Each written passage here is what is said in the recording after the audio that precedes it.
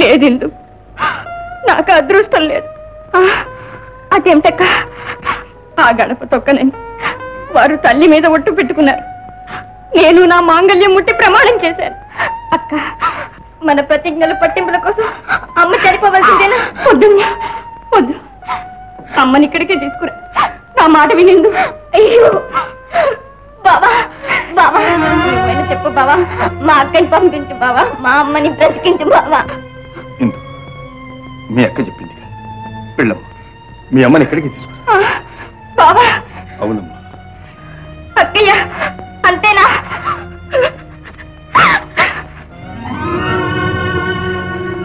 బావా. వెళ్ళమ్మా, త్వరగా తీసుకురా.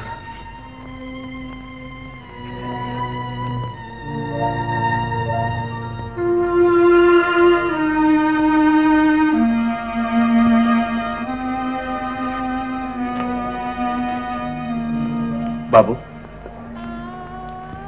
ఇది మంచి పద్ధతి కాదు నాయన. నువ్వే అమ్మాయిని వెంట పెట్టుకుని వాళ్ళ అమ్మ దగ్గరికి తీసుకెళ్ళి.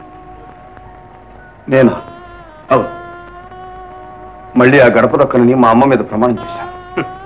ప్రాణాల కంటే ప్రమాణాలు ముఖ్యమా బాబు? లేని నీ తల్లి కోసం ఉన్న ఆమె తల్లి ప్రాణాలు తీస్తావా? ఏమండి, విరిగిపోయిన నా మనస్సును కరిగించాలని ప్రయత్నిస్తున్నారు. అనవసరంగా నన్ను బాధ పెడుతున్నారు. చూడు బాబు, ఇటు కట్టుకున్న భర్త, అటు కన్న తల్లి, ఈ రెండు ప్రేమ బంధాలు రెండు ఉరిత్రాళ్ళై గొంతు నులుముతుంటే నీ భార్య పడే బాధను కాస్త అర్థం చేసుకోండి. పుట్టుకతోనే పోయిన తల్లి కోసం, పుట్టగానే పోయిన తండ్రి కోసం నువ్వు వింతగా పరితపించిపోతున్నావే. పార్వతి ఆ తల్లికి పుట్టడమే కాదు, 16 ఏళ్లు ఆ తల్లి ఒడిలో పెరిగింది నాయన. ఆ బంధాలు బాంధవ్యాలు వాళ్లే తెంచుకున్నారు. ధనగర్వంతో కన్న కూతుండే కాదన్నారు. అవును, ఆ డబ్బు ఇప్పుడు నీకు చేరింది, ఆ అహంకారం అబ్బింది. ఏమండి, మీరు నన్ను అవమానిస్తున్నారా? లేదు బాబు, చిన్నప్పుడు కొద్ది కాలం మాత్రమే మంచితనంలో పెరిగాను.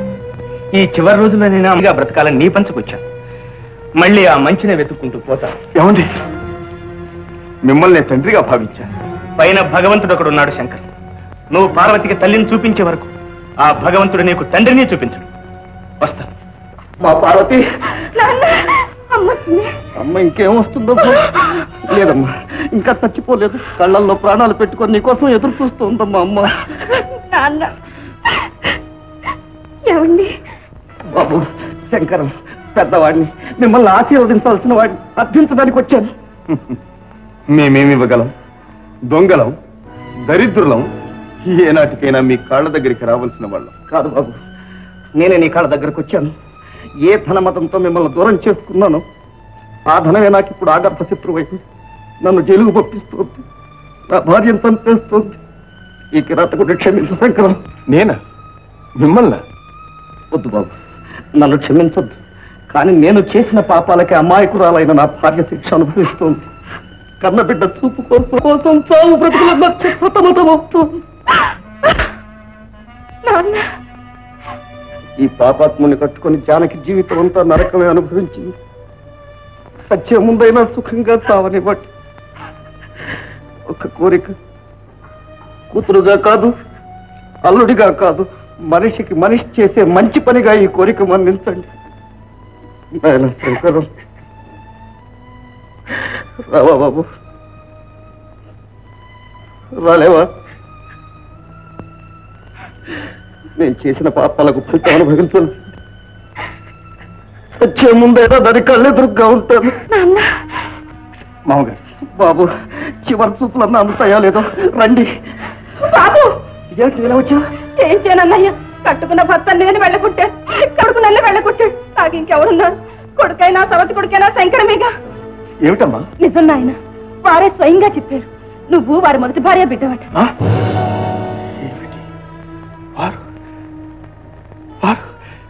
వారు మా నాన్నగారా? ఎంత పొరపాటు చేశాను. వారి కళ్ళ ముందున్నా తెలుసుకోలేకపోయాను. వారి మాట వినలేకపోయాను. బాబు, పార్వతికి తల్లిని చూపించండి, భగవంతుడు నీకు తండ్రిని చూపించాడని శపించిపోయారమ్మా. పార్వతి పద, మా నాన్నగారి మాట ప్రకారం మీ ఇంటికి వెళ్దాం పద. మరి మన బాబు? రామదాసుని పంపించాను, తీసుకురమ్మని. పదండి మామగారు. పద పార్వతి, పదమ్మా.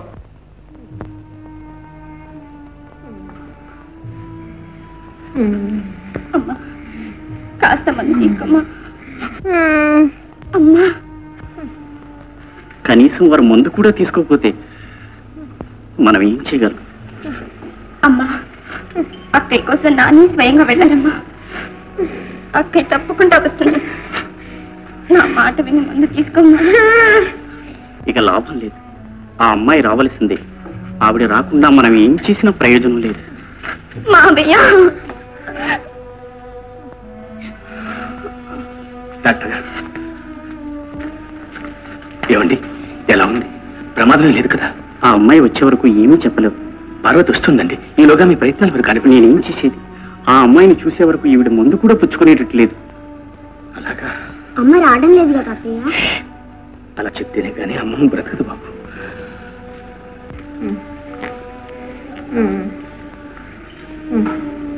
అమ్మా, జానకమ్మా, ఇలా చూడమ్మా.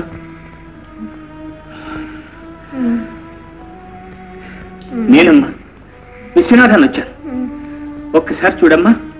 ఇడుగు నీ మనవడు పార్వతి కొడుకు కూడా వచ్చాడమ్మా. అమ్మమ్మ,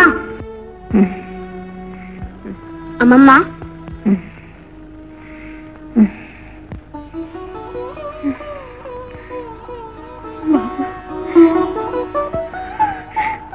బాబు, అమ్మ రాలేదా? బాబు నేను ముందుగా వచ్చేసాం. అమ్మ వెనకాల వస్తుంది. తప్పకుండా వస్తుందమ్మా. అమ్మాయి వచ్చేసరికి మిమ్మల్ని ఈ స్థితిలోనా మేము చూపించేది? మీరు ఇలానే ఉంటే ఆవిడ మనసు ఎంత బాధపడుతుందో మీరు ఊహించారా? ముందు తీసుకోండి. నాకే మందులు అక్కడే. నా పార్వతిని ఒక్కసారి చూపించండి. ఆ తర్వాత నేను ఏమైపోయినా పర్వాలేదు. అంతవరకైనా మిమ్మల్ని కాపాడాలి కదా, అందుకు మీరు మందు పుచ్చుకునే తీరాలి. అలాగే నా బిడ్డను చూడటం కోసం మీరేం చెప్పినా చేస్తాను. అమ్మాయి మంది బొమ్మ.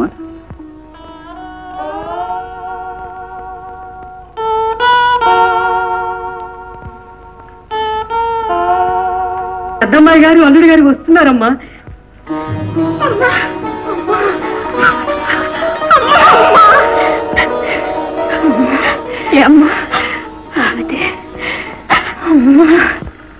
బాబు, తాతయ్య ఏంటన్నా? ఆ గదిలో ఉన్నారు నాన్న. నాన్న, నాన్న, నాన్న, నాన్న, నాన్న, ఇంతకాలం నా కళ్ళదిటి ఉంది. నన్ను ఎంతకాలంలో ఉంచుతాను? నేనేం తప్పు చేశాను? తప్పు చేసింది నేను నాయన. పుట్టినప్పటి నుంచి నీకు అన్యాయమే చేశాను. ఎవరికో ఇచ్చిన మాట కోసం నిన్ను నా కన్న కొడుకుగా చెప్పుకోలేక నాకు నేను ఆత్మద్రోహం చేసుకున్నాను నాయన. మన్నించు నాన్న. క్షమించండి. అవివేకంతో నేను మీకు చేసిన అపకారం మన్నించండి. నిన్న దేవుడే క్షమించాలి నాన్న.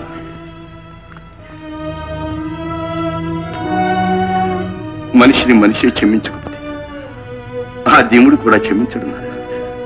అమ్మను క్షమించండి నాన్న. అమ్మా, ఇంకేముంది? పోలీసులు వచ్చేసారు. పోలీసులు.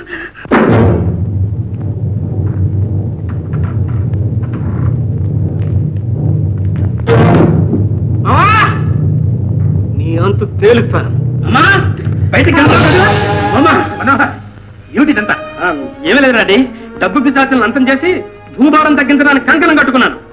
ఇదిగో భూభారం నెంబర్ 1, నెంబర్ 2. ఇంకేముంది అల్లుడు?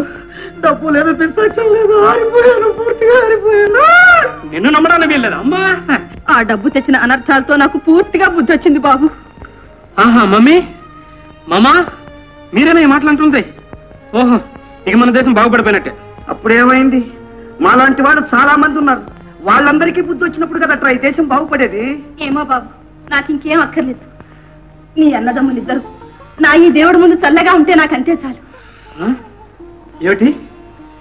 శంకరం నా అన్నగారా? అవును బాబు, శంకరం మీ అన్నయ్య.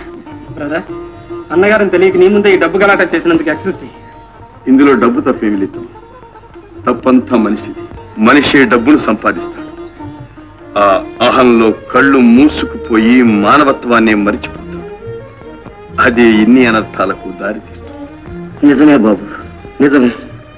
అందుకు నేనే నిదర్శనం. డబ్బు పిచ్చలో పడి నేను మీకే కాదు, దేశానికి కూడా ద్రోహం చేశాను. అందుకు తగిన శిక్ష నేను అనుభవించి తీరాల్సిందే. అప్పుడే నాకు మనశ్శాంతి ఉంటుంది. పట్టాభి, బాధపడకు. పశ్చాత్తాపానికి మించిన ప్రాయశ్చిత్తం లేదు. మామగారు, మీరేం భయపడక్కర్లేదు. ప్రభుత్వానికి మీరు చెల్లించవలసిన బాకీ నేను చెల్లిస్తాను. చాలా సంతోషం అల్లుడు గారు. అమ్మా పార్వతి, నిన్ను నీ భర్తను ఎంత అవమానపరిచి దూరం చేసినా చివరకు మీరే నా ఇల్లు నిలబెట్టారు. మీ మేలు మర్చిపోలేనమ్మా. మీవి నిజంగా విశాల హృదయాలు. కరెక్ట్. అందరూ మీలాగే మంచి మనసుతో ఉంటే ఈ దేశమే స్వర్గతుల్యం అవుతుంది నాయన. Double correct daddy. Double correct, single correct వాళ్ళని వచ్చాను గుర్తు తెచ్చుకోరా. ఏమే జానీ?